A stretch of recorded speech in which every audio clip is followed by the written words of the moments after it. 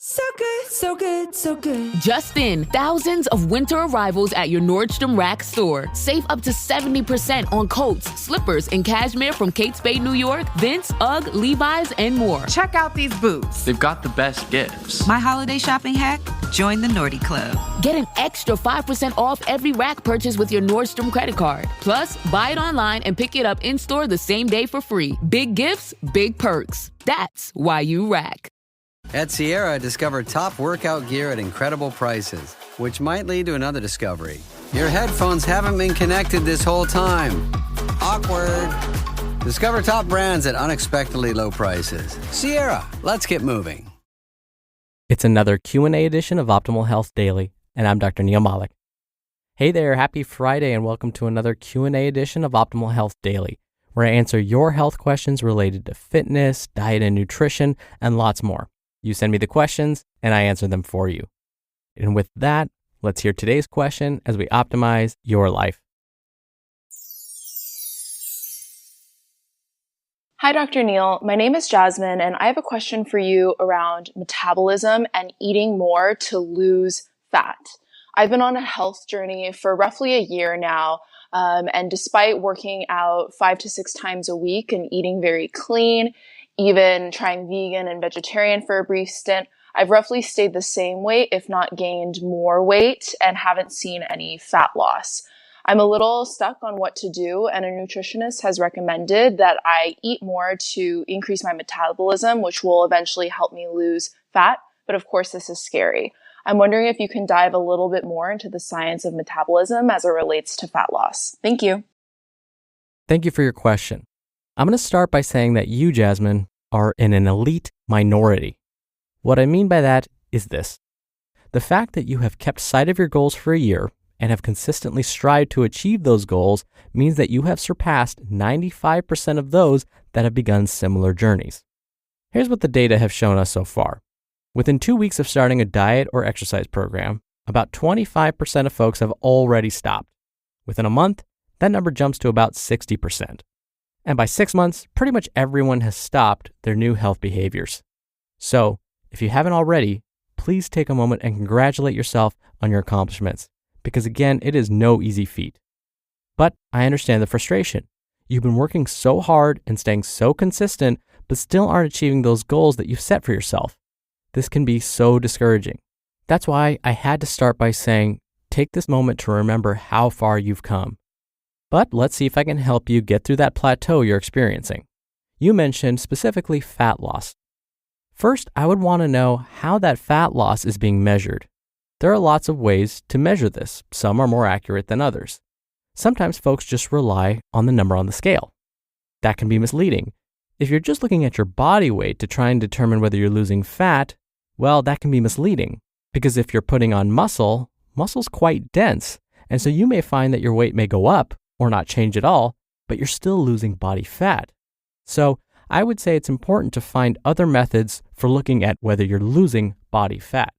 There are skin fold calipers where a trained professional pinches your skin at different sites on the body, then performs some quick calculations and determines body fat that way.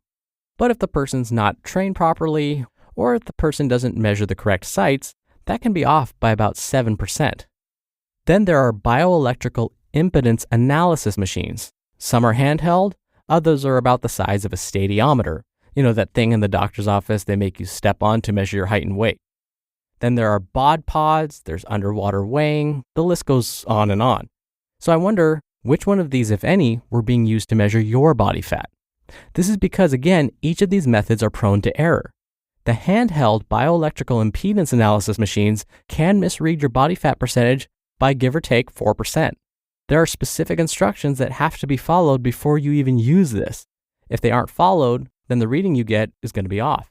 Not only that, but if the exact same procedures weren't followed every single time you get measured, then you won't be able to accurately determine any changes that may have occurred.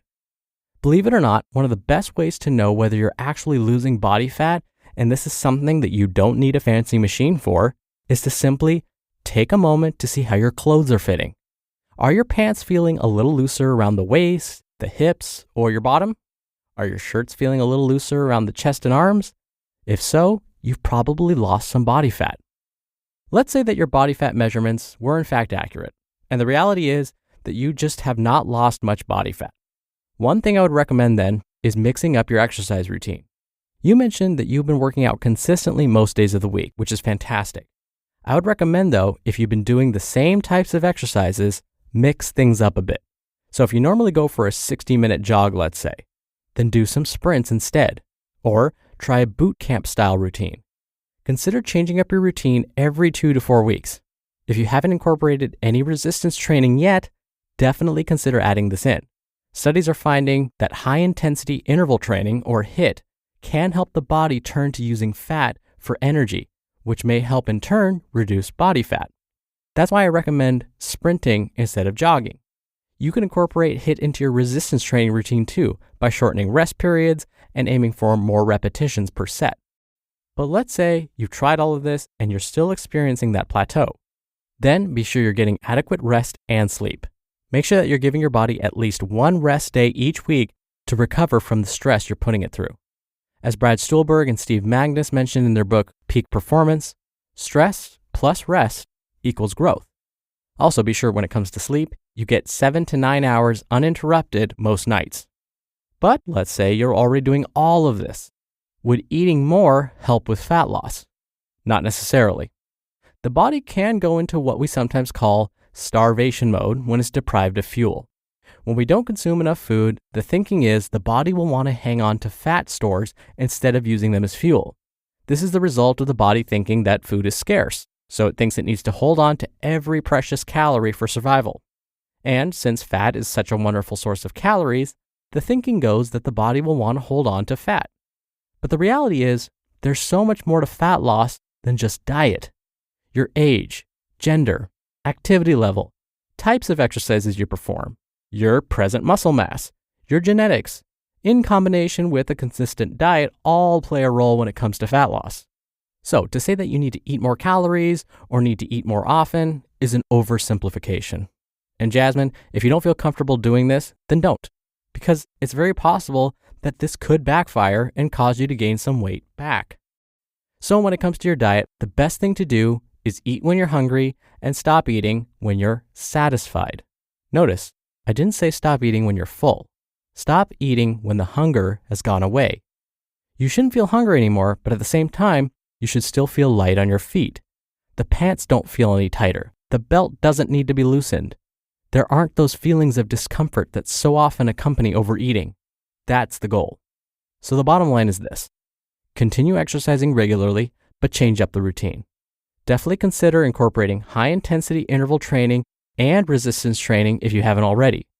Then make sure you're getting adequate rest and sleep each week. When it comes to meals and snacks, you're already eating the right foods. So when you feel hungry, eat.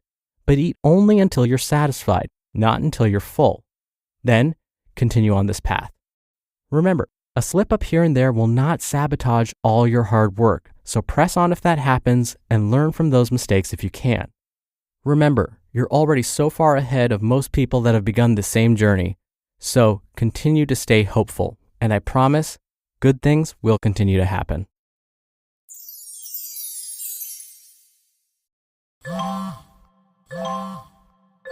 When did making plans get this complicated? It's time to streamline with WhatsApp, the secure messaging app that brings the whole group together. Use polls to settle dinner plans. Send event invites and pin messages so no one forgets Mom's 60th. And never miss a meme or milestone. All protected with end-to-end encryption. It's time for WhatsApp. Message privately with everyone. Learn more at whatsapp.com. You just realized your business needed to hire someone yesterday. How can you find amazing candidates fast? Easy. Just use Indeed. When it comes to hiring, Indeed is all you need. Stop struggling to get your job post seen on other job sites. Indeed Sponsored Jobs helps you stand out and hire fast. With Sponsored Jobs, your post jumps to the top of the page for your relevant candidates, so you can reach the people you want faster. When I was looking to hire, it was so slow and overwhelming. I wish I had used Indeed. There's no need to wait any longer. Speed up your hiring right now with Indeed. And listeners of this show will get a $75 sponsored job credit to get your jobs more visibility at Indeed.com/health. Just go to Indeed.com/health right now and support our show by saying you heard about Indeed on this podcast. Indeed.com/health. Terms and conditions apply. Hiring? Indeed is all you need. Thank you again for the question, Jasmine. Now, if you want to submit a question to be answered right here on the show, plus get a copy of our workbook for free, you can email a question to health@oldpodcast.com. You can also call in your question. The number is country code 161 I love OHD. That's 1-614-568-3643. Or you can submit your audio question at oldpodcast.com/ask. Right there on that page, it's really easy to send in your audio question, and you can even do retakes before sending it in. Again, that's oldpodcast.com/ask. All right, that's another Q&A edition of Optimal Health Daily. Thank you so much for listening every day and all the way through, and I'll see you back here over the weekend where your optimal life awaits.